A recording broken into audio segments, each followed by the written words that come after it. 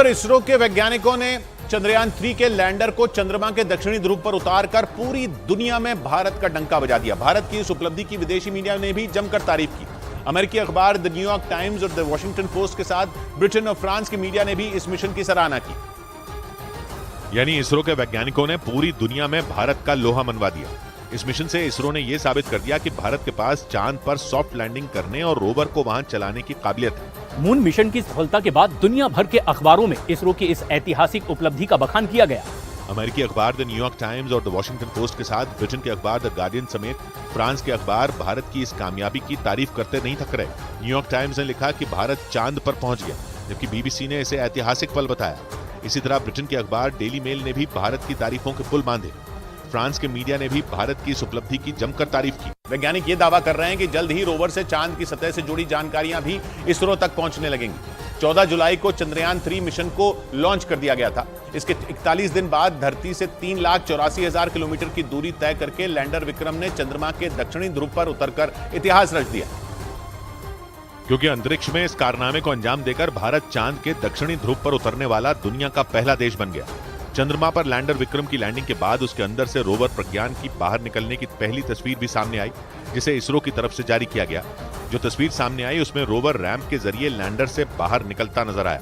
इसरो की तरफ से दी गई जानकारी के मुताबिक लैंडर से निकलने के बाद रोवर प्रज्ञान चांद की सतह पर अपने सोलर पैनल खोलकर घूम रहा है। चहलकदमी के दौरान रोवर की रफ्तार 1 सेंटीमीटर प्रति सेकंड है। प्रज्ञान रोवर में 6 पहिए हैं और उसका वजन 26 किलो है।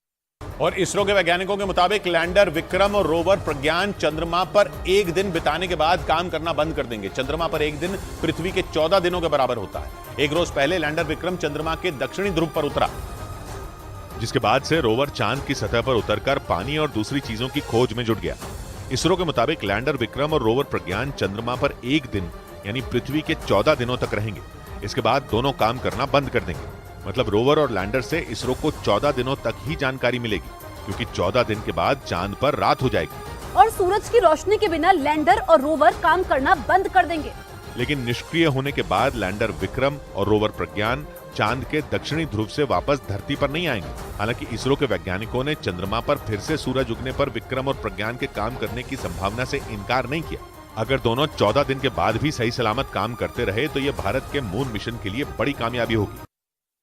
इधर चंद्रयान 3 की सफलता पर पूरे देश में जश्न मनाया गया।